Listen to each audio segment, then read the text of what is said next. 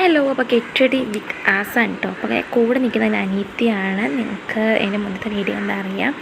ഇതെൻ്റെ സിസ്റ്ററാണ് കേട്ടോ. അപ്പം ഞാൻ ഇവളും കൂടി ഒരു കടയിലോട്ട് പോകാൻ വേണ്ടിയിട്ട് ഒരുങ്ങിയാണ്. ഉമ്മ ഇവിടെ ഉണ്ടായിരുന്നു. ഉമ്മ പെട്ടെന്ന് ഒരുങ്ങി വരാൻ പറയും.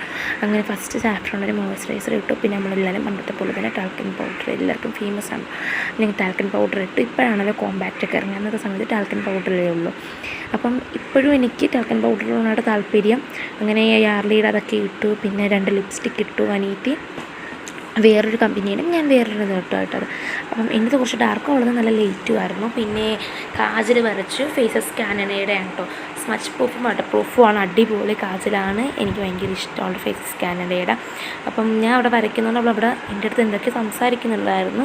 അങ്ങനെ അതും ഒക്കെ കഴിഞ്ഞിട്ട് അവൾക്ക് കൊടുക്കാൻ പറ്റത്തുള്ളൂ. അപ്പോൾ ഹിമാലയയുടെ ഉണ്ടായിരുന്നു. അത് വല്യമ്മയുടെ വീട്ടിലായിപ്പോയി. പിന്നെ അങ്ങനെ അവളും വരച്ചു. ഞങ്ങൾ രണ്ടിലും ആരാ സുന്ദരി